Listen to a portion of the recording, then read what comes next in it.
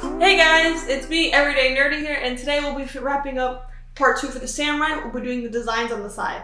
So, in order to do this, first you gotta do a construct plane, push it down as an offset, and then on that offset we're gonna create a circle. Now, I had an issue where I had to delete the consonant, which is why when I create the circle, it's like a black dot in the center, and you just hit right click and do delete consonant, however you pronounce that word, consonant.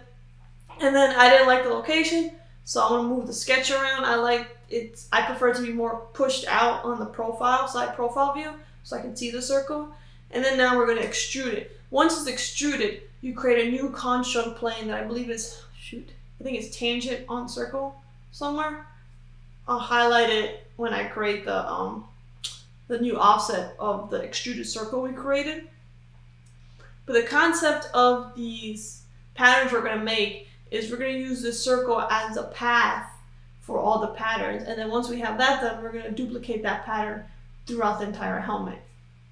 So now that the construct is done for the circle, well, not circle, now that so we have to create a circle that is going to be on this new plane that we've created as the construct plane.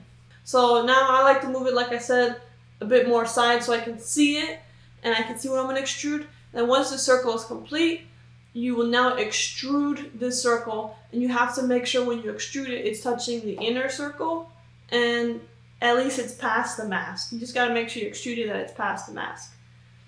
And then once that is done, we're going to, you're going to create it as a new body. That has to be specific, because if you do it as a joined body, it's going to be weird. You can do it if you want, but it was being funky when I tried to create the patterns.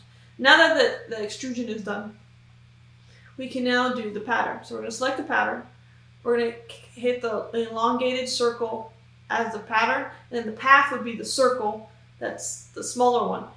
Now, I made a couple mistakes because I forgot to change some stuff as I was trying to do the pattern, and you can see it's really weird.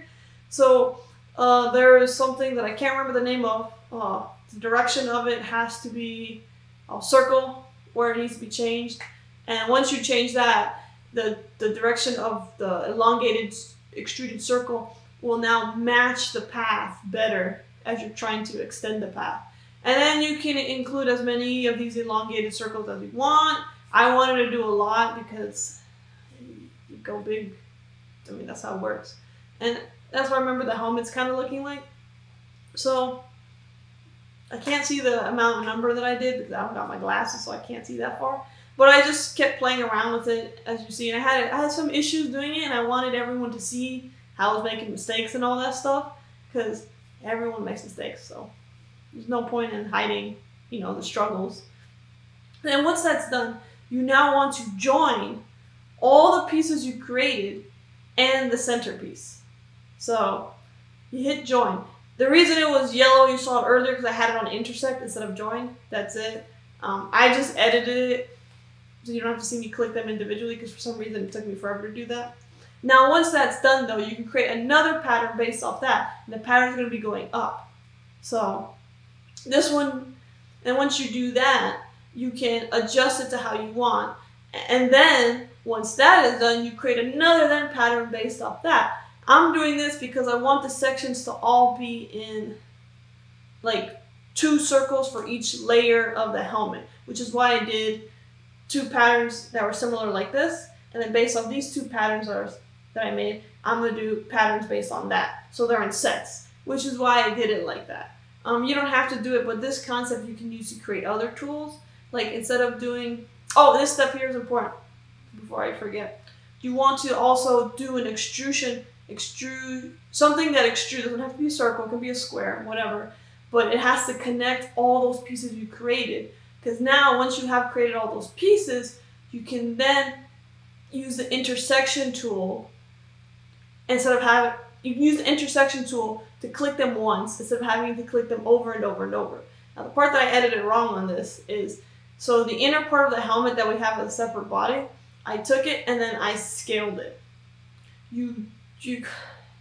It might have been better in retrospect just to use one part of the helmet at a time, but I was being lazy and I just wanted to cut them all at once.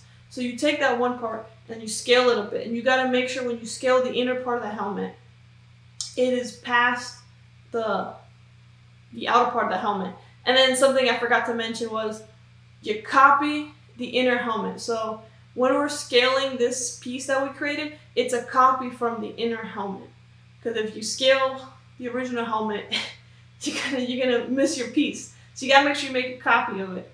And once you make a copy, you scale it, and when you join it, you don't hit the join option, you hit the intersect option, which means the outer helmet that's crossing all these elongated circles we made, it's gonna take the intersecting part, and the intersecting part is, as you can see, the small section right there that the elongated is touching the helmet, the copy of the scaled helmet we did. And then boom, you got that. So like I said, you don't have to do elongated circle. It can be like a, what's it called? You can do a loft design and then do the whole pattern with a cool loft design, or you can have what I have here, and then if you see later on, you can do a fillet on the circle end, so it looks more like a round ball, which is, I think, is pretty cool. And as you can see, some of the circles aren't perfectly done, so that's why I said it might be better to, you take the outer helmet, you copy the outer helmet, but you do it layer by layer, so you get more of an exact look. I did this for like people who try and figure out how to do quick patterns.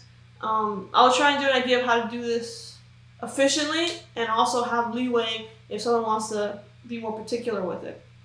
But yeah, I think overall it's a pretty quick way to do the design. You could do the same concept and apply it to the skull part of the helmet, because you could just do, like instead of a circle, like a spear, and have the pattern go around the spear. Well, no, you need a circle because you have to have that path. So there's probably some, oh, you could take that same circle and just rotate it 90 degrees. So you have the pattern going upward instead of this way. Yeah, but I hope you guys liked this video. I didn't forget about it. I know. There's a lot of stuff to catch up on. Life has a lot of stuff going on right now, but I'm trying to commit to these weekly videos, so let's see how long. But yeah, until next time, bye guys.